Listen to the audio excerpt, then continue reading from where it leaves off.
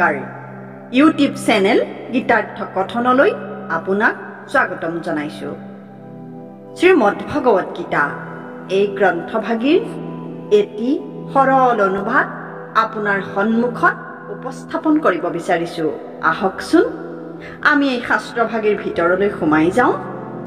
অথ দ্বিতীয় অধ্যায় শ্লোক সংখ্যা ২৫ यदा ते मोहकालिलं बुद्धिर्व्यतितारिष्यति तदा गन्त्वासि निर्वेदं श्रुतव्यस्य श्रुतैश्च সৰলাৰ্থ যেতিয়া তোমাৰ বুদ্ধিৰে তুমি এই মোহময়ী গভীৰ অৰণ্যখন অতিক্ৰম কৰিব পাৰিবা, তেতিয়া তুমি ইতিমধ্যে শুনা আৰু শুনিবলৈ বাকী থকা সকলোখিনি কথাৰ প্ৰতি বৈৰাগ্য বা উদাসীনতা লাভ কৰিব পাৰিবা। সৰল পদ্যভাঙনি যেবে তব বুদ্ধিয়েহি মোহময়ী অৰণ্যক হুইবে সক্ষম জীবাক সিটো কালে বৈৰাগ্যক লোভিবা ধনঞ্জয় তেজী শ্ৰুত শ্ৰুতয়ব্য অবাক। শ্লোক ভাগৰ সৰল ব্যাখ্যা আৰু তাৎপৰ্য। হাবিৰ পৰা ওলাওক। হাবিখন কোনখন? মোহময়ী অৰণ্য বুলি যে ক'লে, মহাদেৱে মোহিনীক খেদি ফুৰা হাবিখনেই নেকি আকৌ? এৰা তেনেকুৱাই। এই মোহময়ী অৰণ্যখন য'ত সোমালে মানুহে ঘৰ পাহৰি যায়। তাত বহুত সুন্দৰ সুন্দৰ ফুল থাকে, ৰং বিৰঙৰ চিত্ৰ বিচিত্ৰ চৰাই থাকে, পখিলা থাকে, জীৱ জন্তু থাকে, সিহঁতৰ সুন্দৰ মন প্ৰাণ হৰিণীয়া সংগীতো থাকে। তাত সোমালে মনটো ৰমন্যাসিক যুগৰ কবি, শেলী, কিটছ, বাইৰন, ৱৰ্ডছৱৰ্থৰ দৰে মোহগ্ৰস্ত হৈ পৰে। সেই হাবিখন নেকি? ঠিক তেনেকুৱাই যদিও সেইখন নহয়। সেই প্ৰাকৃতিক হাবিখন হোৱা হলে ভালেই আছিল, কিন্তু এই মোহময়ী অৰণ্যখন তেনেধৰণৰ নহয়, বেলেগ, বহুত বেলেগ। কাৰণ এইখন মানুহে কৃত্ৰিমভাৱে নিৰ্মাণ কৰা অৰণ্য। এইখন অৰণ্য যিহেতু ইয়াত মানুহৰ বাট হেৰাই ওলাব নোৱাৰা হয়। এই অৰণ্যখন কোনখন জানিবলৈ আপুনি ইয়াৰ প্ৰসংগটোলৈ মন কৰিলেই হয়।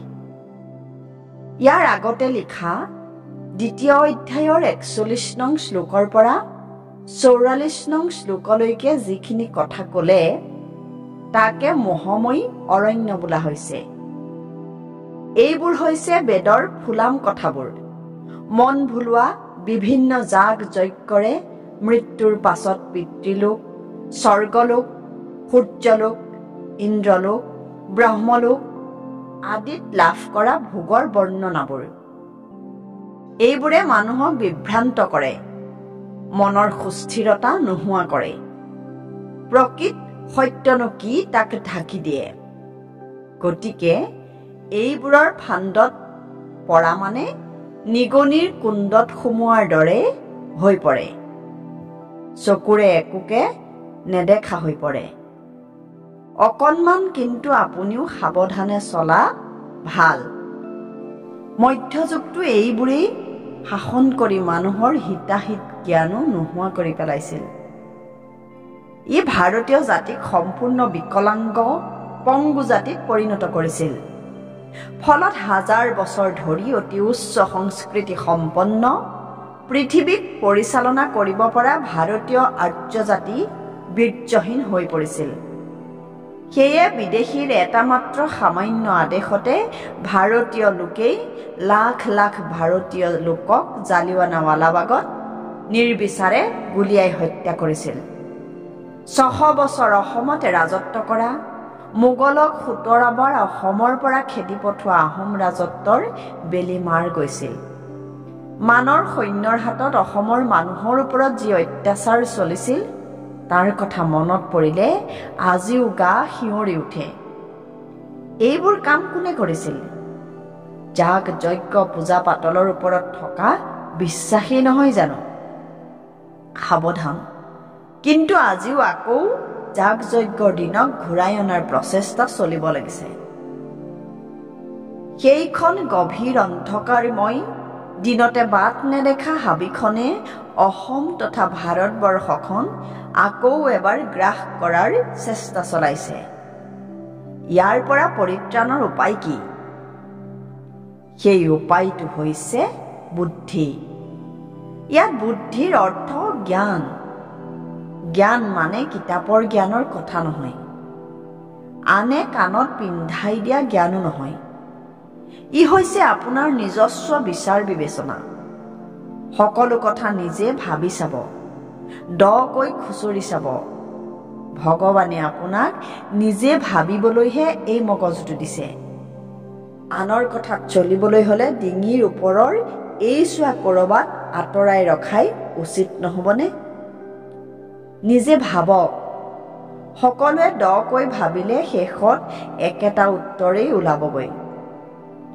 বিশ্ব ব্ৰহ্মাণ্ডৰ য'তে যোগ কৰিলেও, যিকোনো সময়তে কৰিলেও, যিকোনো মানুহে কৰিলেও শুদ্ধ উত্তৰ 2 + 2 = 4 হ'ব, নহয় জানো? আনৰ কথামতে চলা মানে আনৰ চলনাত, আনৰ ফান্দত পৰা নহয় জানো? নিজৰ এই বিচাৰ বিবেচনাকে বুদ্ধি বুলি কয়। ইয়াৰ সহায়ত আপুনি এই গভীৰ অৰণ্যখনৰ পৰা বাহিৰলৈ ওলাব পাৰিব। তেতিয়া নিজৰ ঘৰলৈ যোৱাৰ বাটটো বিচাৰি উলিয়াব পাৰিব। তেতিয়া আপুনি আগে শুনি অহা কথাবোৰ যে চলনাহে আছিল সেইবোৰ বুজিব পাৰিব। ভৱিষ্যতেও আপোনাক পুনৰ চল চাতুৰিৰে ঠগিবলৈ আহিব পাৰে। তেতিয়া আপুনি এই দুয়োটাৰে প্ৰতি উদাসীন হ'ব পাৰিব। অৰ্থাৎ সেইবিলাক আপুনি গুৰুত্ব দিবলৈ এৰিব। যিহেতু এতিয়া আপুনি ঘৰ পালেহি, এতিয়া আপুনি আৰু কাৰো ওচৰত আপোনাৰ ঘৰ কেনি আছিল সুধিব লগাত নপৰে। তেনেকৈ সুধিবলৈ গৈ কাৰোবাৰ ভুল পথ নিৰ্দেশ শুনি ঠগ খাব লগাও নহ'ব। গতিকে পিছৰ ভিডিঅ'সমূহ পাই থাকিবলৈ আমাৰ চেনেলটো ছাবস্ক্ৰাইব কৰি বেল বুটামটো টিপি থ'ব আৰু লাইক, কমেণ্ট, শ্বেয়াৰ কৰিবলৈ নাপাহৰিব। ধন্যবাদ।